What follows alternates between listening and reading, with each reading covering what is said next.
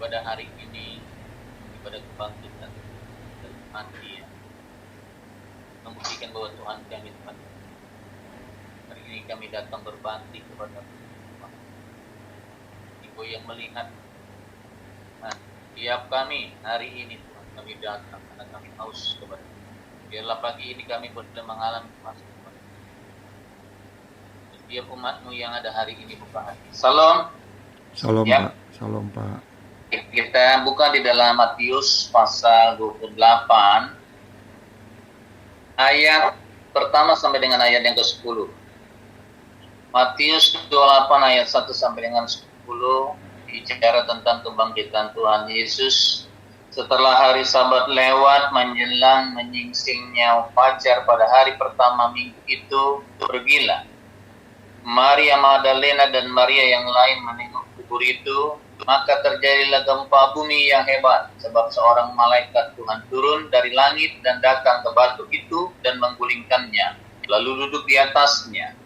Wajahnya bagaikan kilat dan pakaiannya putih bagaikan salju, dan penjaga-penjaga itu getar ketakutan dan menjadi seperti orang-orang mati. Akan tetapi malaikat itu berkata kepada perempuan-perempuan itu, "Janganlah kamu takut, sebab aku tahu kamu mencari Yesus yang disalibkan itu. Ia tidak ada di sini sebab ia telah bangkit, sama seperti yang telah dikatakannya. Mari lihat tempat ia berbaring." Dan segeralah pergi dan katanya kepada murid-muridnya, bahwa ia telah bangkit dari antara orang mati. Ia mendahului kamu ke Galilea, di sana kamu akan melihat dia. Sesungguhnya aku telah mengatakannya kepadamu.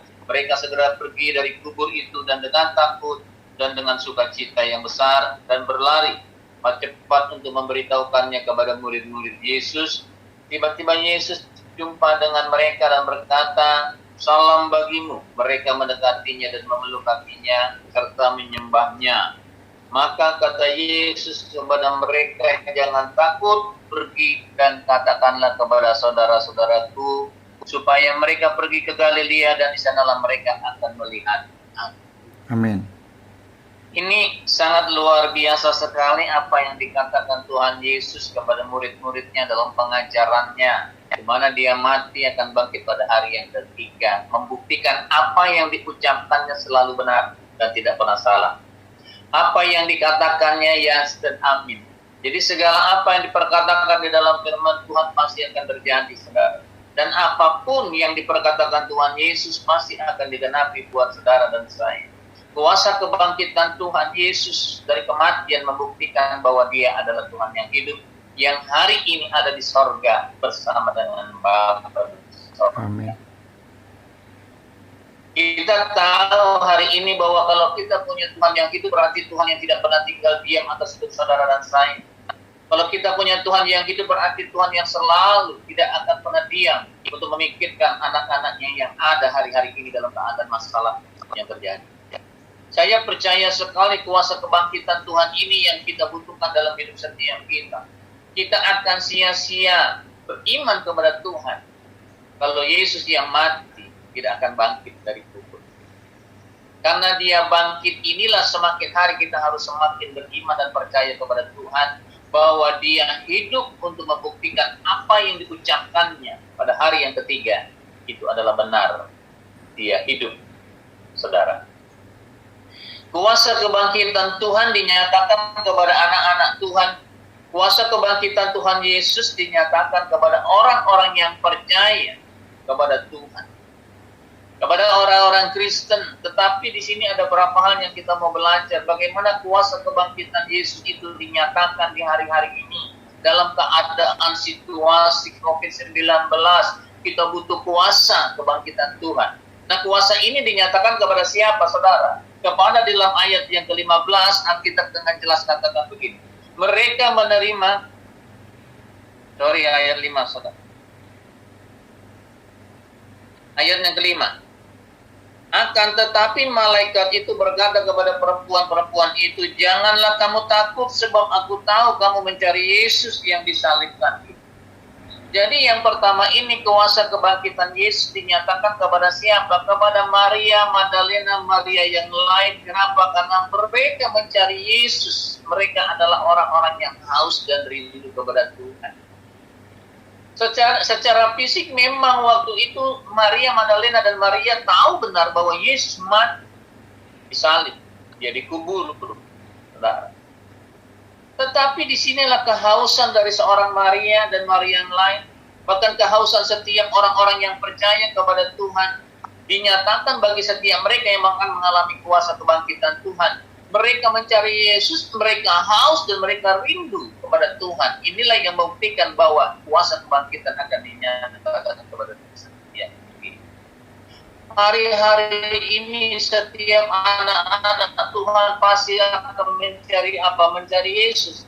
Haus kepada Tuhan. Mereka membaca firman, mereka berdoa, mereka bersekutu di dalam keluarga. Haus, kita adalah orang-orang yang merindukan Tuhan. Nah, inilah kuasa akan dinyatakan kepada siapa? Kepada mereka. Amin. Saudara yang dikasihi Tuhan, dua Maria merindukan Yesus. Inilah saudara.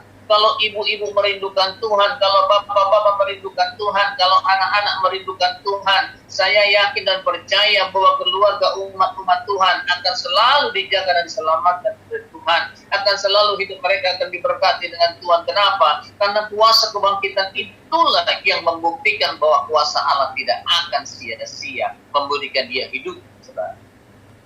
Tidak ada nabi-nabi yang lain, ilah-ilah yang lain dengan perkataannya membuktikan bahwa benar, tetapi hanya Yesus. Pada saat dia mengajarkan murid-muridnya memberitakan Injil, di situ dia katakan dia akan mati dan pada hari yang ketiga akan bangkit.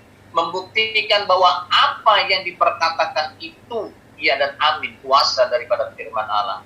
Kuasa apa yang dinyatakan Tuhan bahwa Yesus tidak sama dengan manusia-manusia yang lain, Yesus tidak sama dengan ilah-ilah yang lain. Dialah pemilik daripada hidup. Saudara, ini sangat luar biasa sekali, saudara. Kalau setiap kita merindukan Tuhan, kalau setiap kita haus kepada Tuhan, setiap pribadi merindukan altarnya Tuhan, maka Tuhan katakan kuasa kebangkitan akan dinyatakan buat setiap kita. Saudara yang dikasihi Tuhan Yesus, di dalam ayat yang ke-9 dikatakan tiba-tiba Yesus berjumpa dengan mereka dan berkata, "Salam bagimu." Mereka mendekatinya dan memeluk kakinya serta apa? Menyembah. Waktu Yesus berjumpa dengan Maria Magdalena dan Maria yang lain, tiba-tiba Yesus berkata, "Salam bagimu." Maka mereka mendekati Yesus dan menyembah. Mereka memeluk kaki Yesus. Kenapa? Karena mereka sangat merindukan. Mereka tidak mau jauh daripada Tuhan. Inilah kebutuhan hidup kita hari-hari ini. Inilah kebutuhan hidup kita saat hari ini di tengah persoalan yang terjadi atas bangsa ini. Kita merindukan, kita mau duduk di kaki Tuhan, bahkan memeluk kaki Tuhan, bahkan menyembah kepada Tuhan. Supaya yang disembah akan menyenangkan hati setiap kita. Kita tahu hari-hari ini, saudara, Maria Magdalena dan Maria yang lain, mereka memeluk karena kerinduannya kepada Tuhan. Saya yakin hari-hari ini, di tengah persoalan bangsa ini, setiap anak-anak Tuhan, mereka akan duduk, mereka akan sujud, mereka akan menyembah, mereka akan meninggikan nama Tuhan, mereka akan minta kepada Tuhan supaya belas kasih Tuhan turun atas kita, atas bangsa ini. Karena Tuhan punya kehendak, Tuhan berdaulat, kita hanya bisa meminta, hanya bisa haus kepada Tuhan. Selebihnya Tuhan sendiri yang punya kehendak atas apa yang kita minta. Saudara yang dikasihi Tuhan Yesus. Yang kedua, kuasa kebangkitan Yesus dinyatakan di dalam ayat yang ke-7. Dan segeralah pergi, katakanlah kepada murid-muridnya bahwa ia telah bangkit dari antara orang mati. Ia mendahului kamu ke Galilea. Di sana kamu akan melihat Yesus. Sesungguhnya aku telah menyatakan kepadamu. Memang Alkitab yang kedua ini dikatakan mereka diperintahkan untuk pergi ke Galilea. Jadi dinyatakan di mana? Di Galilea. Alkitab dengan jelas katakan di situ dikatakan ia akan mendahului kamu di Galilea. Saudara, ada apa di Galilea? Ada sesuatu yang akan Tuhan perkatakan kepada murid-murid. ada sesuatu yang Tuhan akan sampaikan kepada murid-murid. Maka Alkitab katakan kepada murid-muridnya, kamu pergi ke Galilea menunggu aku. Kenapa? Karena disitulah Tuhan katakan dia akan mendahului kita ada di Galilea. Berarti ada apa yang akan Tuhan sampaikan di kota Galilea ini? Di dalam ayat yang ke-16 dan ke-17 dikatakan, dan ke-11 murid itu berangkat ke Galilea, ke bukit yang telah ditunjukkan Yesus kepada mereka. Ketika melihat dia, mereka menyembahnya, dan beberapa orang ragu-ragu. Di sini ada murid-murid yang berkumpul di Galilea dan mereka sujud menyembah. Tetapi ada yang ragu. Saudara, saya percaya kita ini adalah orang-orang yang percaya, bukan yang ragu-ragu akan kebangkitan kita. Kita adalah orang-orang yang yakin 100% akan Yesus yang kita imani sampai hari ini, dan kita tidak ada keraguan sedikit pun. Walaupun Tuhan izinkan masalah atas bangsa ini, Tuhan izinkan segala sesuatunya, kita tetap percaya kepada Tuhan, saudara. Amin. Ya, karena di dalam pujian ada lagu yang mengatakan begini, dalam keadaan apapun Tuhan Yesus tetap baik. Apapun yang terjadi, Yesus tetap baik. Amin. Alkitab dengan jelas katakan. Jadi keadaan apapun kita tidak akan mengubah iman kita, keraguan kita. Saudara, memang hari-hari ini bukan hanya virus yang menakutkan, tetapi kita percaya segala keadaan yang menakutkan. Tapi Tuhan ingatkan dengan kuasa kebangkitan ini, bahwa di dalam nama Yesus Tuhan katakan, jangan kamu ragu, jangan kamu khawatir, tetapi percaya dia hidup, dia ada bersama dengan kita. Kalau saudara haus kepada Tuhan, saudara akan tetap kuat. Kalau saudara haus dan merindukan Tuhan, saudara akan yakin tetap selamat di dalam Tuhan. Kita harus percaya dengan Tuhan. Kenapa? Karena Alkitab dengan jelas katakan waktu ke-11 murid dan berangkat ke Galilea di bukit yang Tuhan tunjuk. Di situ ada 11 murid, saudara.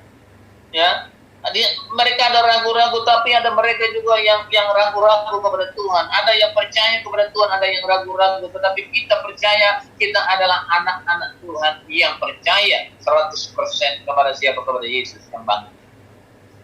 Kuasa kebangkitan ini akan dinyatakan kepada saudara dan saya. Yang ke ayat 18 dikatakan, Yesus mendekati mereka dan berkata, kepadaku telah diberikan segala kuasa di sorga dan bumi. Inilah yang Tuhan katakan, pergi ke Galilea. Yesus maka mendahului dia ke Galilea. Dan inilah yang diperkatakan kepada siapa? Murid-murid. Makanya waktu Yesus mati dan bangkit pada hari yang ketiga, dia katakan kepada murid-muridnya, pergi ke Galilea, kan ada sesuatu yang akan Tuhan perkatakan. Apa yang dikatakan Tuhan kepadaku telah diberikan segala kuasa di sorga dan di bumi. Berarti kuasa Allah di sorga dan di bumi. Jadi Allah yang menentukan hidup saudara dan saya ada di sorga. Dan segala kuasa apapun yang terjadi di bumi ini adalah kuasa daripada apa? Tuhan. Saya yakin sekali, kalau kuasa kebangkitan itu dinyatakan buat orang-orang yang haus, Alkitab dengan jelas katakan, tidak ada sehelai rambut pun yang jatuh, yang runtuh dari atas kepala kita tanpa seizin daripada Tuhan.